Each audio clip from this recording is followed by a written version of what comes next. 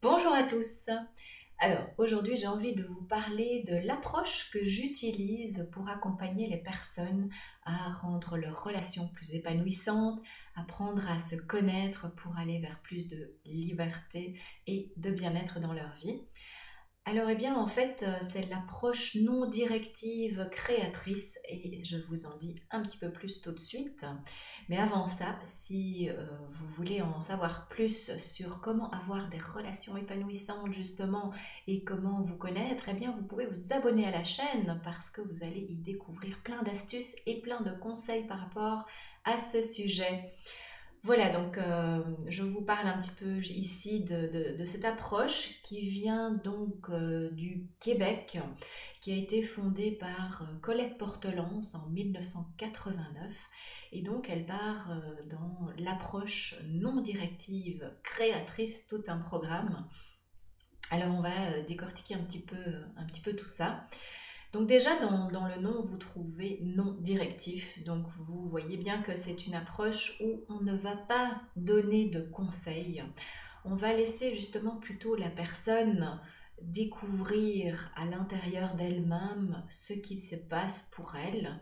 Et ça va se faire dans la relation. Donc c'est vraiment établir une relation entre le thérapeute et la personne qui vient consulter pour justement pouvoir vivre des choses différentes de ce que l'on a connu dans son passé, hein, qui en général amène à des croyances, des dysfonctionnements et qui nous rend souvent malheureux. Alors, l'approche, en fait, c'est un processus de changement qui va permettre de révéler véritablement qui vous êtes. Parce que bah, souvent, pas souvent, c'est tout le temps, quand on grandit, quand on se construit, eh bien, on est comme des éponges par rapport aux croyances sociales, aux croyances de notre groupe d'éducation, donc les parents, les éducateurs, les professeurs, etc., eh bien, on prend énormément de concepts et de croyances. Ensuite, on se construit aussi des croyances sur nous-mêmes. Je suis nul, je suis pas à la hauteur, je suis pas ceci, je suis pas cela. Ouais, les croyances générales, les hommes sont comme ceci, les femmes sont comme cela, ces gens-là sont comme ci, etc.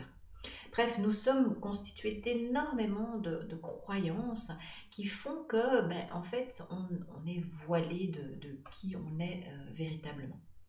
Et donc, ça va être vraiment de se libérer de toutes ces croyances, cet imaginaire, pour retrouver la véritable source de qui nous sommes véritablement. Ça va être amené aussi à se reconnecter à son corps pour sentir les sensations qui s'y passent parce que ce sont des indicateurs très précieux sur les besoins et les émotions que l'on vit à l'intérieur.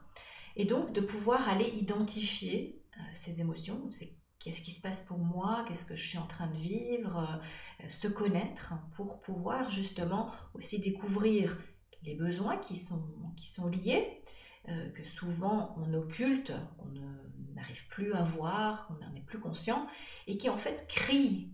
Et quand je dis crie, ça peut aller jusqu'à la maladie pour vous faire comprendre les choses si vous ne prenez pas le temps d'aller en conscience à l'intérieur pour décoder tous ces messages que le corps vous envoie. Donc, revenir à la connaissance, l'identification de ses émotions, de ses besoins à l'intérieur, tout ça en relation, pour pouvoir aussi aller trouver les ressources. Parce que ben oui, on a des ressources incroyables, mais souvent on se limite, on ne les voit pas. On est pris dans les croyances et dans tout ce que l'on s'est mis sur le dos, comme qu'on n'est pas capable et qu'on s'est étriqué la façon de penser. Et du coup, ben, on ne voit plus le potentiel que l'on a à l'intérieur de soi. Donc c'est pouvoir aller reconnecter ça, justement pour après être dans cette autonomie de pouvoir soi-même faire le chemin intérieur, aller identifier émotions, besoins, trouver ses ressources et pouvoir évidemment passer à l'action parce que ça, sans passage à l'action, ben, vous n'allez nulle part. Par contre, vraiment, c'est la dernière étape, c'est de mettre tout ça en œuvre pour changer les choses à l'extérieur de vous et pouvoir justement être plus heureux, plus libre, avoir des relations plus agréables et plus épanouissantes.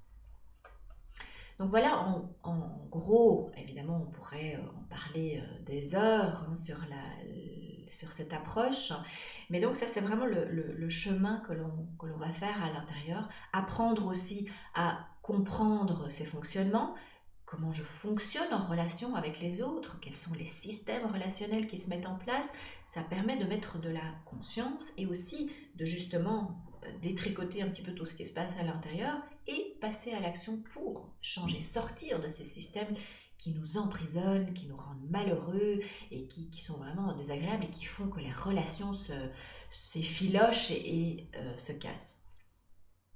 Alors dans cette approche aussi, l'important c'est que l'on travaille dans l'ici et maintenant. Donc ça va être, on se pose ici, on ne va pas raconter toute l'histoire qui se passe. Bien sûr, parfois on peut faire des liens, mais l'important c'est d'être posé ici, maintenant. Qu'est-ce qui se passe dans mon corps, dans mes émotions, en relation avec toi, en relation avec moi. Ok, et c'est à partir de là qu'on agit. C'est ici qu'on a du pouvoir. Vous entendez tout le temps l'instant présent, revenir à l'instant présent. Mais c'est ça, c'est vraiment revenir ici et maintenant. Là, j'ai du pouvoir. Ce qui est passé, c'est mort, c'est fini, je n'ai pas de pouvoir. Ce qui est futur, je n'en sais rien. Ce n'est que de l'imaginaire, je n'ai pas de pouvoir. Là où j'ai du pouvoir, c'est sur moi-même, ici et maintenant. Donc voilà, cette approche vraiment vous amène pas à pas à revenir dans cette connexion-là. Ce qui est important aussi de savoir, c'est qu'on va respecter le rythme de la personne. Donc on ne va pas aller matraquer en disant il faut faire ci, ça, là, puis ça doit être fait dans les 24 heures. Non, parce que quand on pousse et qu'on va trop loin, eh bien on fait pire que mieux. On ne respecte pas et ce n'est pas quelque chose, un changement qui va être ancré en profondeur. Ça va être, on va changer son comportement parce qu'on va contrôler, on va faire mentalement, mais ça ne va pas être vécu profondément intérieurement. Et donc, soit ça ne tient pas, soit ça ne va même pas se mettre en place. Donc, l'important, c'est de respecter le rythme de la personne. Vous savez, j'aime beaucoup l'histoire de la petite branche d'herbe qui pousse.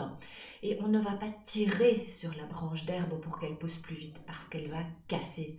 Alors, c'est la même chose avec les personnes qui font un chemin vers elles. C'est vraiment accueillir et accompagner le rythme de la personne. Et il est propre à chacun.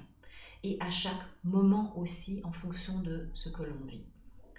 Donc voilà, avec ça, je pense que vous avez un bon aperçu de la façon dont on peut être accompagné dans la connaissance de soi, dans revenir à la liberté aussi d'être pleinement qui on est soi-même.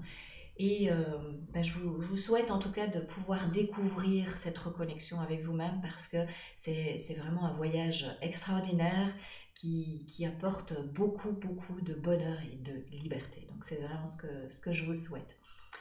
Voilà, donc si vous avez aimé cette vidéo, je vous invite à évidemment liker, partager, à vous abonner à la chaîne aussi. Pensez aux petites notifications pour être informé de ce qui arrive régulièrement.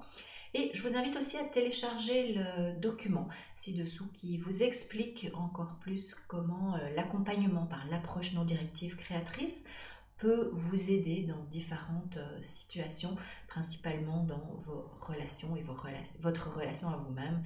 Et vous avez aussi un cadeau qui vous attend dans ce document. Donc en attendant, moi je vous retrouve très vite et je vous dis à